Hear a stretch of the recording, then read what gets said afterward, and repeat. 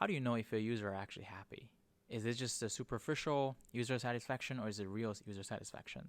Try to see if the users are actually retained on the platform. Try to see if the users are actually willing to pay instead of getting hyped by the fact that they're saying nice things to you or by the fact that just for the sake of, signing up to a platform but never use it again. This founder was saying that they could have just targeted the next customer and then the next customer and then the next customer instead of hopping on too fast to a very large company partnership. Sometimes building a product means that you're creating a new market and that market didn't exist before. So there are a lot of challenges in real life. So what you got to do is basically just go figure out who you should be partnering with. Even if you don't have the contact with them, try to create that opportunity to talk to them to prove that what you're doing is meaningful. Magic could happen.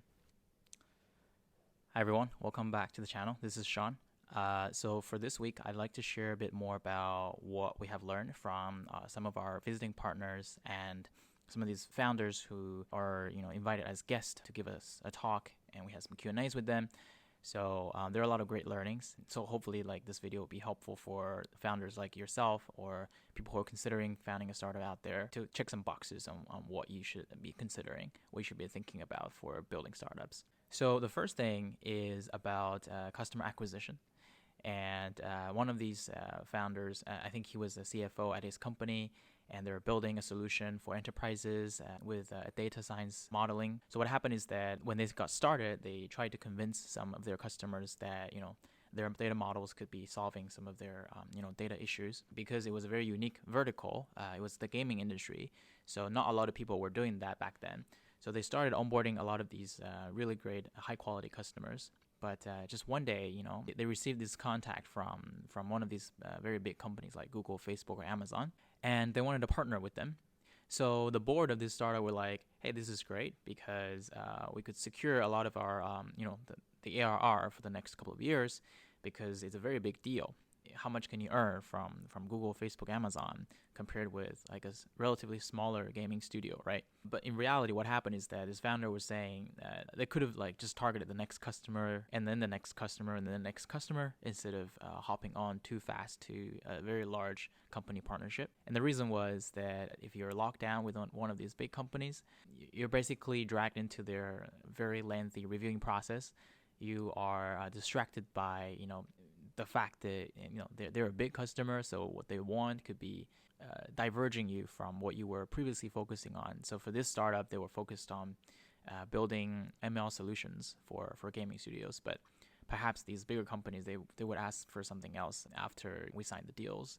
So yeah, as a founder, it's very hard to reject these kind of opportunities, because what if because we partner with these big companies, perhaps it will be very good for our next fundraising round. It will be very attractive for more customers to join. But from his sharing, he basically said that he would rather, if he were to do it again, he would rather just focus on trying to onboard the real customers, like the people who really have data issues with their gaming studios. And I think that's a very, very good lesson, because these days, if you were to build a startup, it's very difficult to stay focused. You could see if you open Twitter, if you open YouTube or LinkedIn, you could see what everybody else is doing and who has onboarded what kind of customers. But in reality, all of those are just noise for you. So it's important to stay focused and always spend all their energy and strategy and budget on the real customers instead of hunting for that big name. So that's one thing.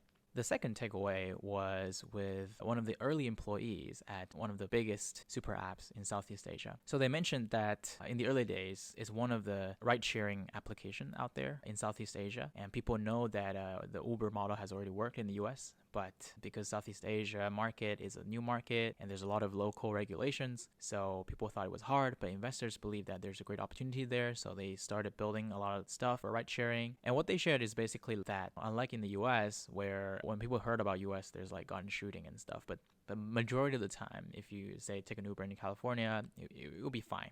If you take an Uber, say in Europe, you'll be fine most of the time. But in Southeast Asia back then, around 2013, between 2013 and 2017, there could be a lot of safety issues out there. So what happened is that like these founders or these early employees just jump in and try to reach out to these drivers and install their applications, trying to make sure that some of the government officials are on board to understand the safety challenges. Also because like if you say secured a customer in Philippines, perhaps the Malaysian government or the Indonesian government, they may not be convinced yet. So what they did is that they tried to sort of take photos or take selfies with some of these very important people in the government, even if it was like just one of the talks they attended at, because I remember these founders are from Harvard, so they probably like attended some of these talks at Harvard, and there's like a minister of transportation who are giving a speech or something. They just went over there and have a chat and try to grab a meeting with each other and take a photo together.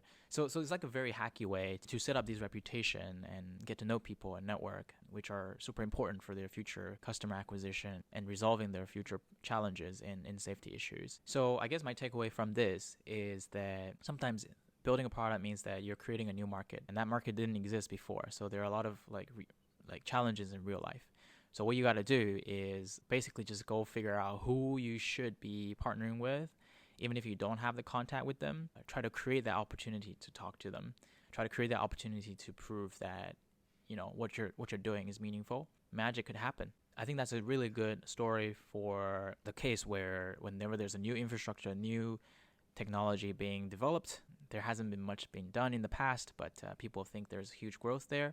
You got to just do things a little bit hacky. And that reminds me of what's happening right now, right? Like people are talking about building vertical AI agents to solve enterprise problems.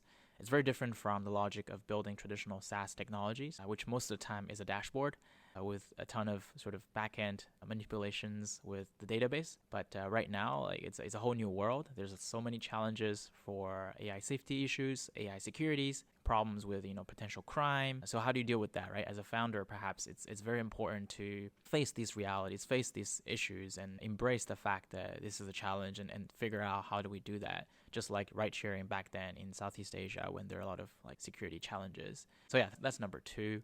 The third point is, how do you know if your user are actually happy?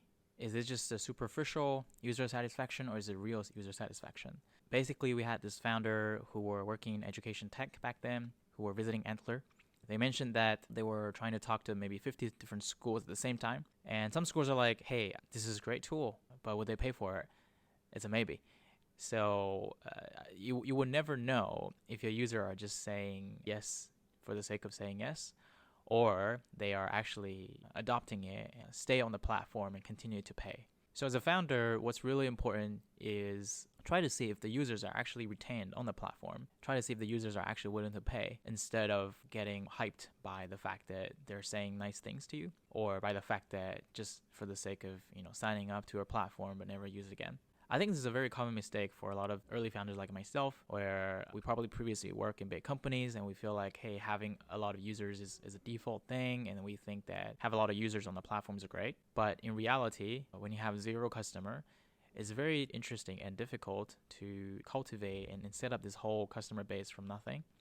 And when you do that, be very careful about who are your real, true users who are giving you real feedback. So it's very common for founders to start with family and friends, and perhaps like you run out of users after you grow after 200. Maybe for some people who have more friends, they could go up to 500 or 1,000. But let's say like when you grow up to 10K users and people start to churn, perhaps it's because like your early stage users base who signed up were those who were, just saying nice things and don't want to hurt your heart. So yeah, I guess like my takeaway is that don't be so sensitive and so obsessed with your original idea. Be always careful about what people actually tell you and how they actually might feel about your product. The education tech example was one good example about, how schools are reacting to another, digital platform for learning. It could be a vitamin, but of course everyone wants innovation in education. Everyone wants innovation in healthcare.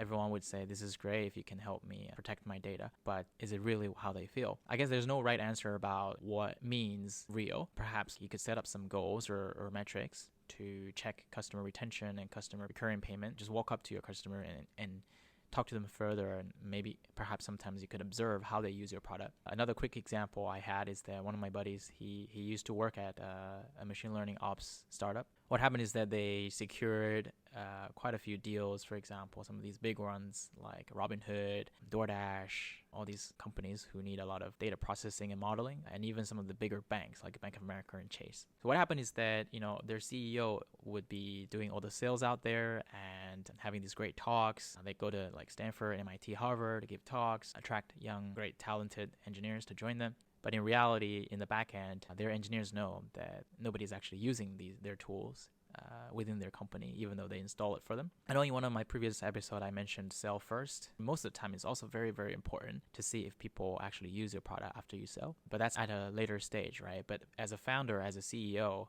if you're in a founder mode, it's very, very important to constantly check and constantly validate if the idea or the product you launch to the market, to your customer, are something people want. So yeah, these are the 3 main takeaways for today. And let me know if you have any thoughts on that, and subscribe and like the video if you enjoyed it.